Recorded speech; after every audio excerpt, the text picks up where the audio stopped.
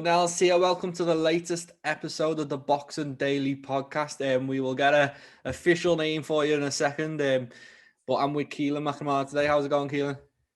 Good, mate. How you doing? I'm doing good. Obviously, this podcast is a few days late. I've been having some dental issues, still having some issues here. So if you see me, grabbing for my face, wincing in pain, or just straight out screaming, don't worry too much. I'm just Don't in report absolute us. agony. Yeah, so last week we obviously spoke about a bunch of great fights and we didn't have a name for this podcast. So we finally settled on one. It's going to be Boxing Daily's 13th round podcast.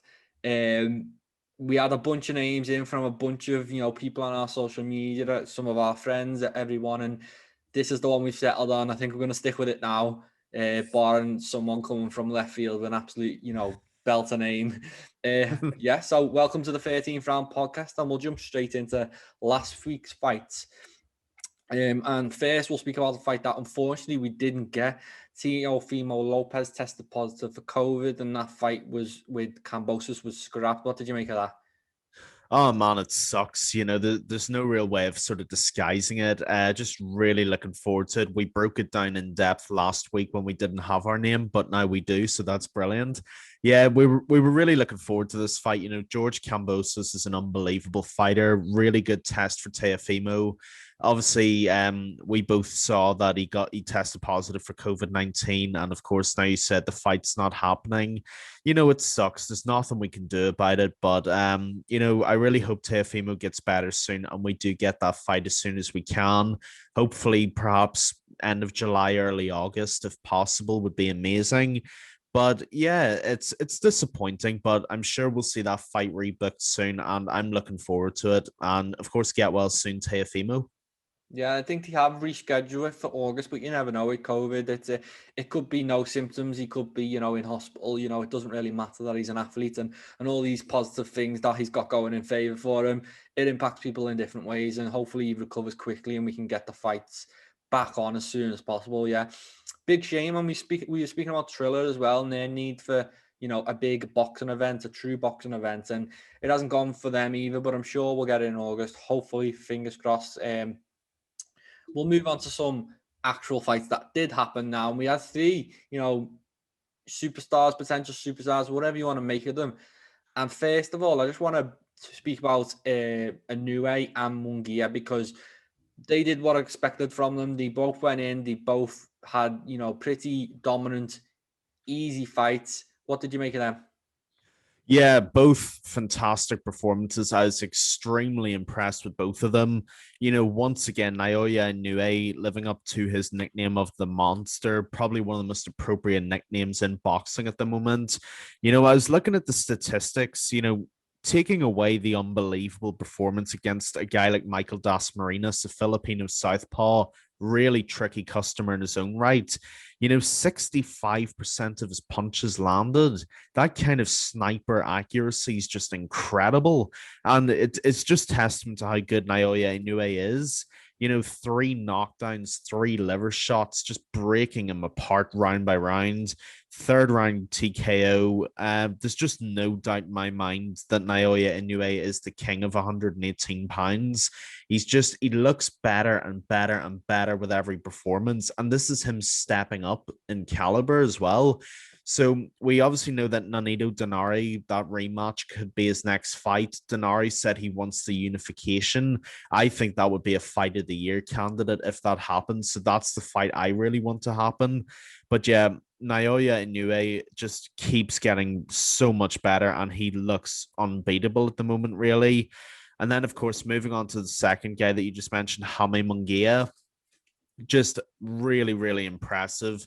I predicted that he would come out and make a statement, and he looked better than even I thought he would. 6th round knockout. And as far as I'm concerned, Munguia could be a real dark horse at 160 pounds now.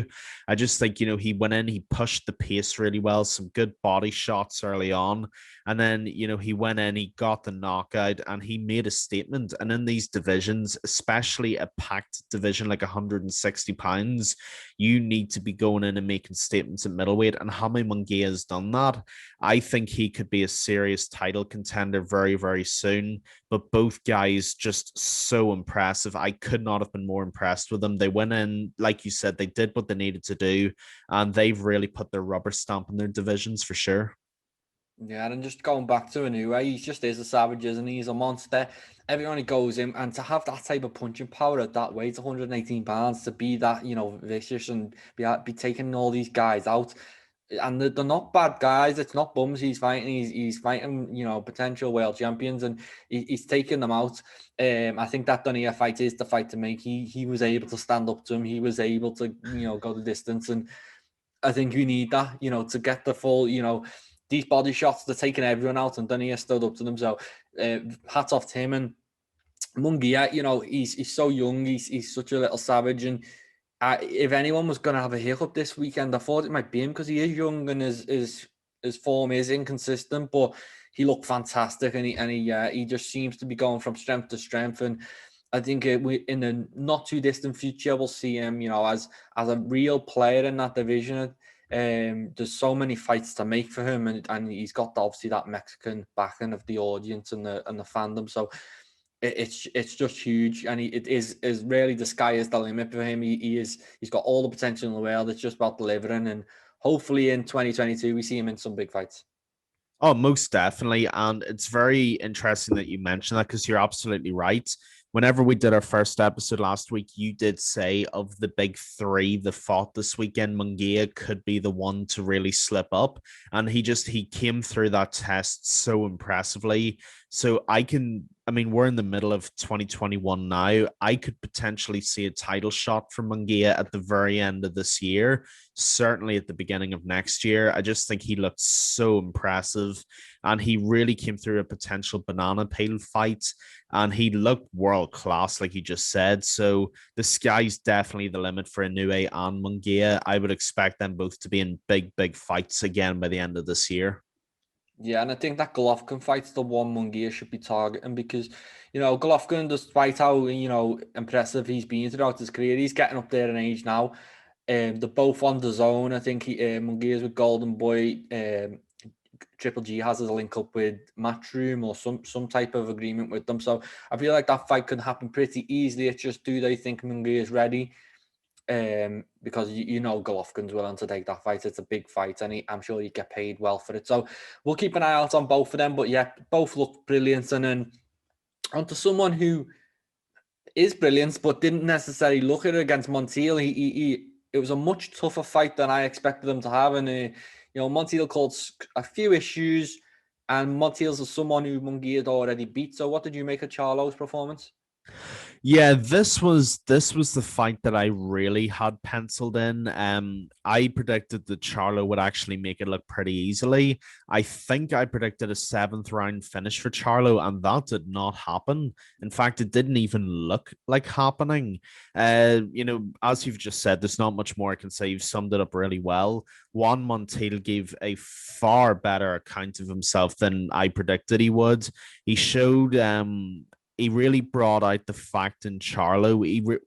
I suppose what I'm trying to say is he showed us a lot about Charlo that we haven't seen before.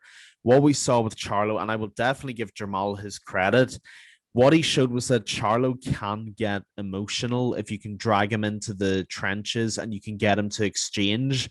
But to his credit, Charlo did also show his class. He gave as good as he got. And he did have his chin out once or twice, and perhaps a bigger puncher would have taken advantage of that. But it was still a very good win.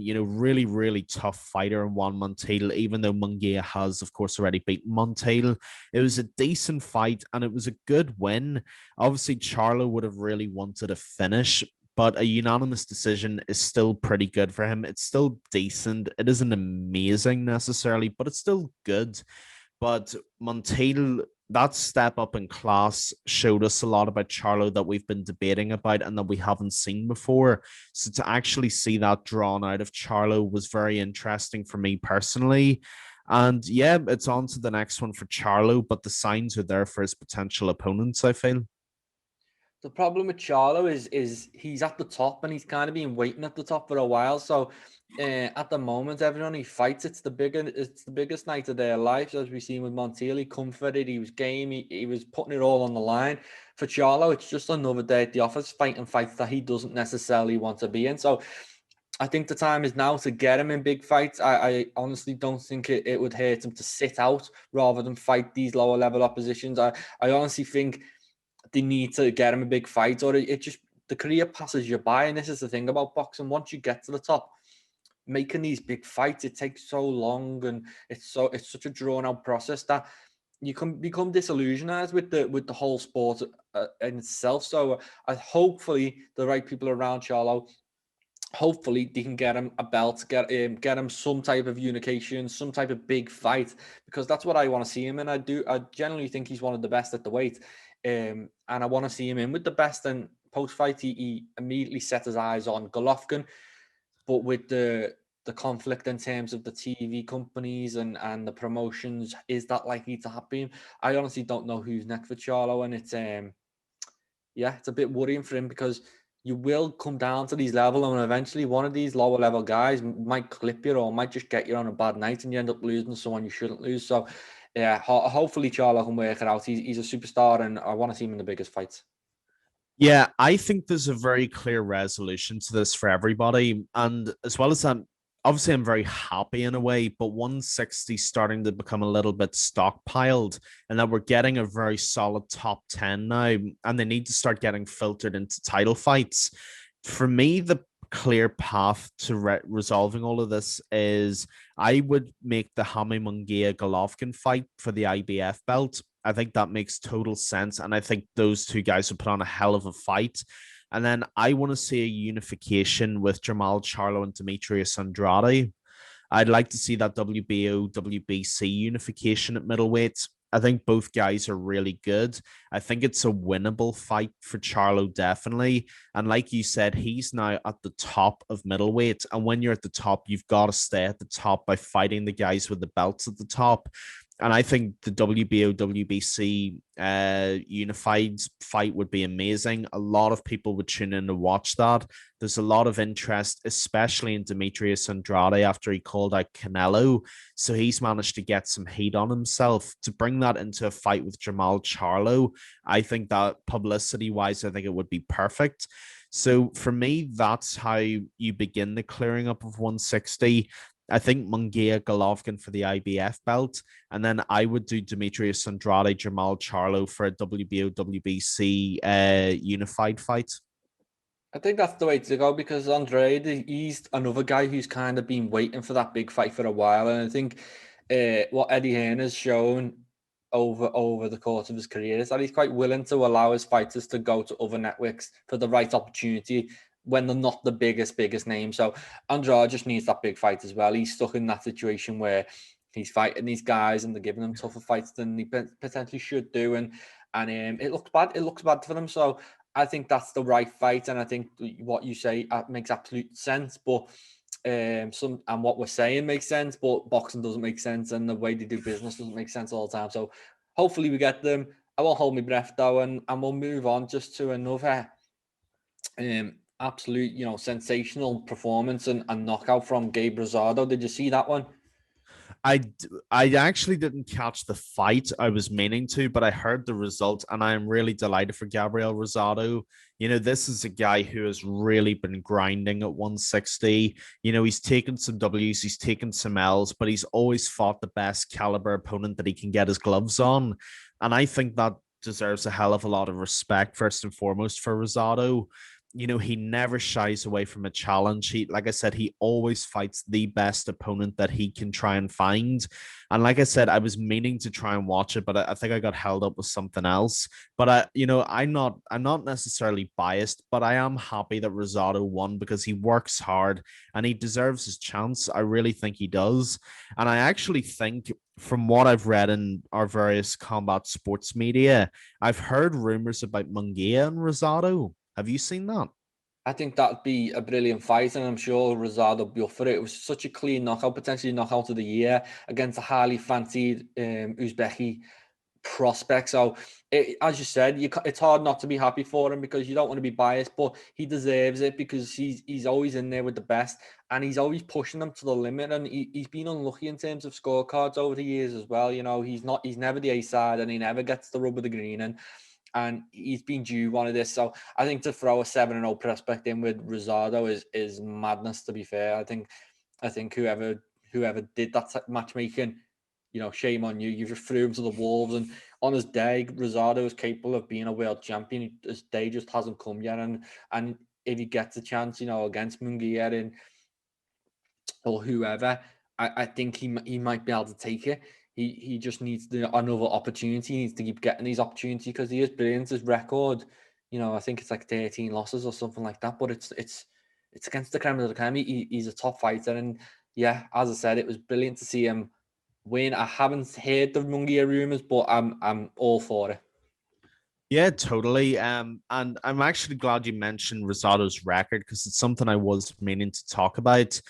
You know, there's a lot of great fighters in the history of combat sports, especially boxing, who have as many losses as they do wins, or perhaps sometimes even more losses than wins.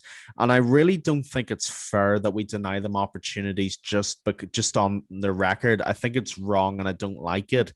Like two of my favorite fighters of all time, Irish Mickey Ward and Arturo Gatti, they had a lot of losses on the record, but it doesn't diminish how amazing of fighters they were. And I really would put Gabriel Rosado in that sort of caliber. I think he's an amazing fighter. Like you said, I can think of at least, just off the top of my head, at least 3 or 4 instances where he was screwed out of a decision wrongly just because he wasn't the A side. And I'm tired of seeing that happen because guys like Rosado are getting worse records than they deserve for going up against the best fighter. And realistically, I want to see him finally get his chance against Tommy Munguia. I think that would be such an explosive fight.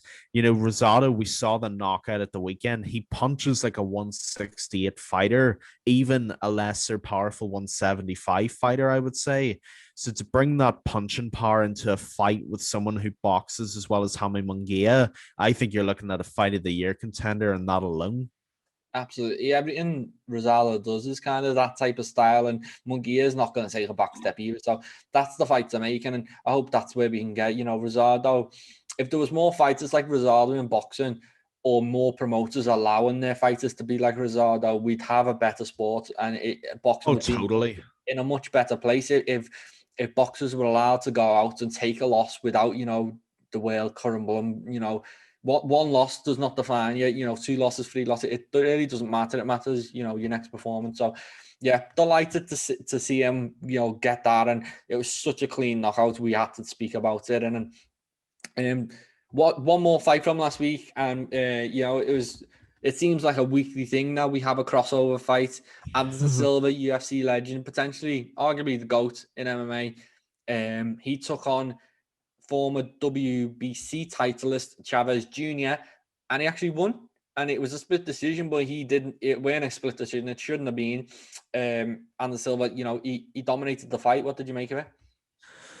Man, I'm so happy for Anderson Silva. To me, I obviously do the MMA Island podcast, and I made the argument for Anderson Silva being the GOAT. Many of George St. Pierre, I have no problem with that. But I think for many, for a hardcore subterfuge, many have Anderson Silva as the greatest of all time, and he fully merits that sort of title. As for this fight, I cannot tell you how impressed I was with Anderson Silva. He's been calling with this fight for Julio Cesar Chavez Jr. for over a decade, I believe. He hasn't fought in boxing since '05, and he looked really, really good. You know, it was vintage Anderson Silva minus the leg kicks and the Muay Thai. You know, the boxing was clean, you know, mocking Chavez Jr., getting him to come in and exchange. And really, he outboxed a former world champion. Now, I will accept, and I know the arguments out there, I really don't think Chavez Jr. is the greatest champion we've ever seen. I accept that that's a valid perspective. But even taking that away, the guy's held multiple world titles in boxing. And Anderson Silva, in my opinion, almost kind of embarrassed him. if you took Silva and Chavez Jr. and you asked a non-combat sports fan who the guy is who's held a world title in 3 weight divisions, they would point to Anderson Silva off of that performance. He looked amazing, and I cannot tell you how happy I was to see him look that good. Quite frankly, the decision, how one judge gave it to Chavez Jr., you can insert your expletive of choice at this moment because that will be perfectly valid for describing it. You know, the 2 judges that actually had a brain gave it 75-77 to Anderson Silva.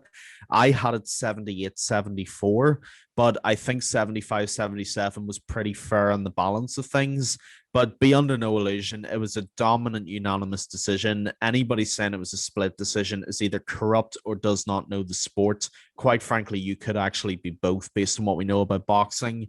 But Anderson Silva, amazing, amazing, amazing. I just delighted. And even though I'm not a big fan of the celebrity crossover boxing stuff, I can't believe I'm saying this. I actually would quite like to see him fight Roy Jones Jr. Yeah, well, that's the fight he's been chasing for years, and it's the fight to make. I think I'm delighted myself because, it's been such a a tough road since he broke his leg in the UFC, and it's been tough since then. He's been losing a lot. At the minute, he's 46 years old, and he's just pulled off that performance. And I know people will, discredit Chavez Jr., but just 2 years ago, he was good enough to challenge Danny Jacobs for a world title. So he's not someone who's past it. He's not someone who is incapable of performing at a decent level. So I really don't want to see the discredit, although I do think Chavez has embarrassed himself really by getting beat by a 46-year-old MMA fighter. It's not the fact that, and he was dominated, he was taunted. It was so easy for Silva, and he's pushing 50. He should be fighting the Roy Jones Juniors. He should be fighting Mike Tyson, not Chavez Jr. But the opportunity presents itself, and he's took it with both hands. And I hope he makes a boatload of money. I really do. He's a rich man already, but if anyone deserves a bit more, it's him. He's been a great servant to MMA, and yeah, I can't wait to watch him again. He actually looked brilliant. There's nothing else to say. He looked brilliant. Yeah, Finally a win for MMA as well. It's been a while. We've had to take all the mocking in terms of Ben Askren getting sparked out by Jake Paul and these type of things, but we were due one, and that was a big one. Yeah, but what you have to remember as well is, first of all, you're absolutely right. We're finally on the scoreboard in this crossover madness. But what you got to remember too is this is the first time it's actually been a fair fight in a crossover because you have a guy who can legitimately throw hands in Anderson Silva fighting a former world champion.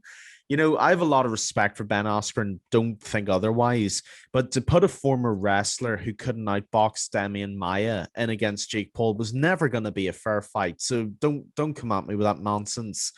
So I can't agree more with what you said. I hope Anderson Silva rinses this circus for everything it's worth because he deserves every penny he makes out of it. Furthermore, the fact that Chavez Jr. couldn't even make the agreed weight was shameful. I do want to add that too. Completely unprofessional, completely disrespectful. And I'm glad Anderson Silva made another 100K out of it. He took his opponent's unprofessionalism and he used it to his full advantage. So big props to Anderson Silva. Last point I'll make about this. When you have 2 of Mexico's greatest ever exports in Julio Cesar Chavez Sr. and Canelo Alvarez congratulating you for a boxing performance, you know you've done something right. I don't care if he fought Doink the Clown. If you get those 2 congratulating you, you know you've done something seriously impressive. So Anderson Silva, nothing but the utmost of respect. That was amazing.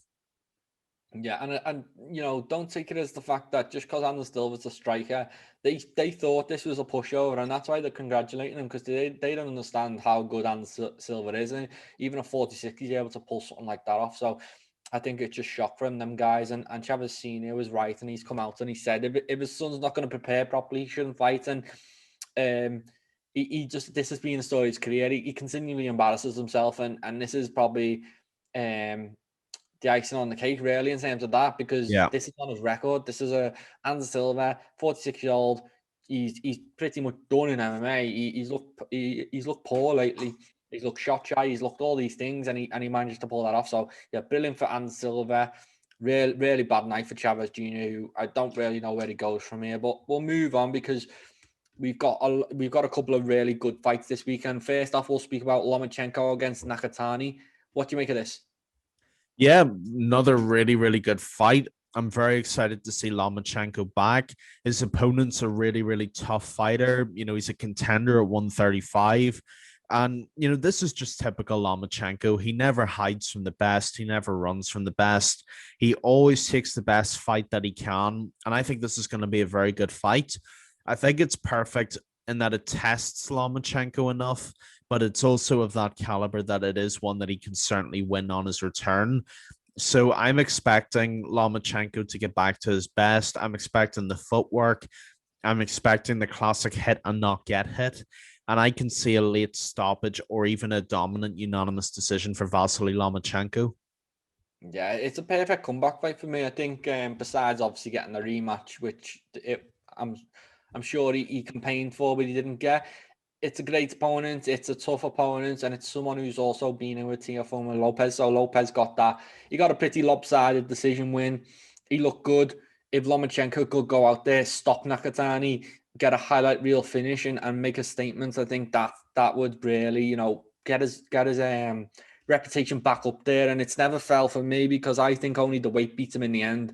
Lomachenko, the way he's come into boxing, immediately went to a title shot, immediately started going through the divisions. It's been a joy to watch, and it's it's the bravest thing you can do as a boxer. We spoke about Rosado before, not being scared to mix it with anyone. Lomachenko's another one of them guys, and what he's done's been amazing. And his record, I think it's something like 14-2, which isn't particularly impressive. But when you see the caliber of opponents on that record, it's sensational. So he's personally my favorite fighter right now. I know his age is creeping up there, but I'm looking forward to seeing him get back in there, get back in the win column, and then get back into world title fights is where he belongs.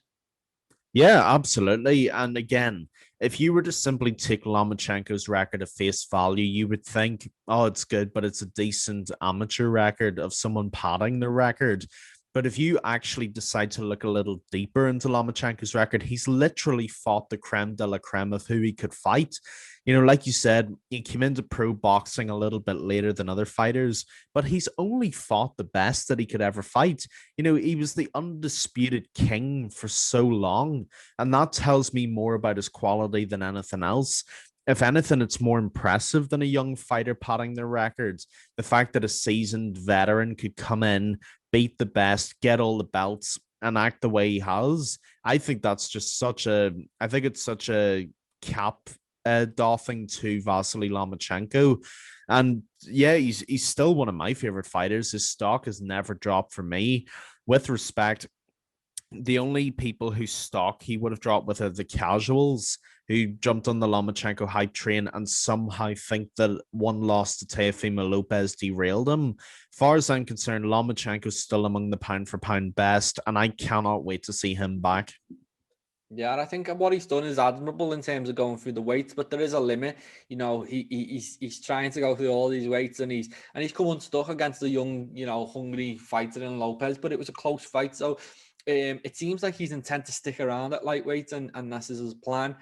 And I don't mind it. I think he is capable of beating these lightweights on his day. It's just his skills are obviously diminished. It does become down to size and things like that. So very interesting to see him back in action. He's such a brilliant fighter, and yeah, it's all about going and making that statement now. And moving on from Loma, we've got Gervonta Davis. He's moving up to 140, and he's fighting for the WBA regular title, which I'm not going to recognize really because Josh Taylor's the man in that division. He's clearly the undisputed champion, and to throw this into the mix is a bit of a disservice to him. So, do you want to save us up at 140? What do you make? Yeah, I'm happy to see Gervonta Davis fight. I like Gervonta Davis. I think he's an amazing fighter. And I think moving up to 140 is pretty good for him. Obviously, whenever he was super featherweight champion, I think again for the WBA, he had to vacate it just because he couldn't make the weight. I have no problem with that. If you can't make the weight and you step up, I think that's a good thing. But to make this for the WBA regular title is an insult to Josh Taylor, and it's nothing more and it's nothing less. Josh Taylor is the undisputed king at 140 pounds. I fully agree with you. Taylor's campaign for the last 3 or 4 years, beating the best at 140. Now he has all the straps. To try and do this to him, I think is wrong, quite frankly. And it feeds back, again, everybody knows my issue with the amount of belts in boxing. To bring this back and to throw another regular belt into this just to try and get some hype around it, I actually think it's cheap, and I think it's quite classless of the WBA what they're doing, because Josh Taylor spent the time, he spent the effort preparing to fight for your belt, and he proudly represents your belt. So, quite frankly, to throw him under the bus just to give a belt to Gervonta, I'm really, really not a fan of it. And if anything, as a fan from our part of the world, I'm quite offended by it as well. It feels to me like Josh Taylor's just been disrespected because some young Americans coming in. That somehow makes it all right to do this. No, it absolutely doesn't. Taylor's spent the time. He's put in the effort to win at 140 and to beat everybody. I'm not against Gervonta Davis moving up to 140. I think he adds to the division, no question at all. But to do this to Josh Taylor, I think it's really, really wrong. Yeah, the one positive spin I can put on it in terms of Josh Taylor is that he now has the option of a really big fight at 140, which didn't seem to be there. He seemed to be speaking about going up and fighting Terence Crawford. But now, if Gervonta Davis wins this, and he's facing a 26-0 opponent, so it's a tough one. If he wins this, it's a nice fight. I think it's a big fight. It's a big pay-per-view fight. It's also an opponent who is naturally smaller. So Josh Taylor has all these advantages going into a fight with, one of the brightest prospects in the sport. But as you say, it is disrespectful, and it shouldn't be. But it's the way of the world. It's the way of boxing right now. Hopefully, Josh Taylor's able to engineer this into some type of huge payday. But I don't think anyone in boxing really recognizes this belt. But I think when it's all said and done, Gervonta Davis wins this title. I was a so many weight champion. People don't look into things too much. They just take it at face value. But it's a good fight nonetheless. It is a good fight. It's a tough fight, and I'm looking forward to seeing Gervonta Davis. He's always fun. He was in a great fight last time against Santa Cruz. So yeah, can't wait. Yeah, again, I don't want to necessarily diminish Gervonta with my issues with the WBA. They're two completely separate tracks that I'm on. But jumping back to Gervonta, I'm looking forward to seeing him at 140. He doesn't have to worry about cutting as much weight. He's going to carry more power as well. Like you said, and you're absolutely right. He's naturally a smaller fighter, but he's a small, stocky fighter who carries ridiculous knockout power. So to see him at 140 is going to be exciting. And I have to admit, I didn't even think of that. Josh Taylor could actually spin this into a positive, like a sort of super unification fight with a big name in Gervonta. So perhaps that is the avenue that he's looking at. I mean, if he can beat Gervonta Davis and be the undisputed king of the hill at 140 and then move up for a super fight with Terence Crawford, who wouldn't want to do that? So you've hit the nail on the head. Maybe this was his thinking the whole time. But yeah, I'm looking forward to seeing Gervonta at 140. It'll be interesting to see how he adapts to the weight change too. If I had to put a negative on this for Gervonta, not that I necessarily think it will happen. My only kind of concern would be, will he start to lose his speed the more weight divisions that he goes up? Because as much as his punching power is amazing, his agility and his speed have really been the foundation upon which he's built that success with the power. The more you go up in weight and the more weight you carry around the ring, the less fast you can move around the ring. So I'm curious to see how he sort of finds that balance. Maybe he finds that balance perfectly at 140. Maybe he thrives. Maybe he struggles. But I'm on your side with this. I'm looking forward to seeing Gervonta Davis fight, and especially in the new division at 140. I'm really looking forward to seeing how he does. Yeah, and he's one of the most exciting prospects in the division in boxing, full stop, and that's why it can become a positive for Josh Taylor in the fact that he can stay at his weight, he can fight someone who's naturally smaller, in a big fight where there weren't much going on. You know, progress is there. But besides that, is that a big fight? It's not. It's a good fight, and for most people, it is a big fight. But in terms of getting on pay-per-view and you know, making a bunch of money, Gervonta Davis is the way to go. So I'm sure Josh Taylor is sitting at home, you know, crossing his fingers that Gervonta Davis comes out this unscathed, looks fantastic, gets on the mic and calls him out, because it's you know, I see dollar signs, so I'm sure Josh Taylor's rubbing his hands and when he's seeing Gervonta Davis step into his zone. For us, that's pretty much it this week. Have you got anything to add? Any news you want to pick up on? Anything you want to speak about? Not necessarily news or anything like that. I think we've covered everything very, very well. Again, the only thing that I do want to mention is that if Gervonta looks good at 140, I think the fight with Lomachenko starts to get closer. I think that is something that could happen, especially obviously with Lomachenko fighting this weekend too. So yeah, that's really the only sort of trend that I'm noticing. If Gervonta wins that 140 belt, does he go back down to 135 for Lama? I think he does. I think that would be an insane fight if both guys win. So yeah, perhaps the stars are finally aligning in that one, and that's pretty much all of it from me. Yeah, that would be an epic one. That is the fight to make. But I'm sure it'll be a while. We've got things to work out. It is. Does Gervonta's team think that Lomachenko's done? I'm sure if Loma looks fantastic this year, the fight actually moves further away, because do you want to mess with this guy until he's old and past it? Or Typical Floyd. Yeah, it's interesting, and it is. Hopefully they meet eventually. I think we're going to be waiting a year or two, and they're going to be smart about it. And that does pretty much wrap us up. We'll call this. Should we call this episode 1 of the 13th round podcast? And episode 1.5. Yeah, so we'll call the other one a pilot. This is episode 1. Thanks for joining us, everyone. Thanks for joining me, Keelin. We'll be back next week to discuss the fights that we're going to watch this weekend and what's coming up. Hopefully, we'll be at the start of the week. If my tooth holds up, we'll definitely be Monday, Tuesday. We will be here, and at boxingdaily.com for all the latest boxing news. Thanks again, Keelin. Thanks to fans, and speak soon. Nice one, Jordan. Thank you, everybody.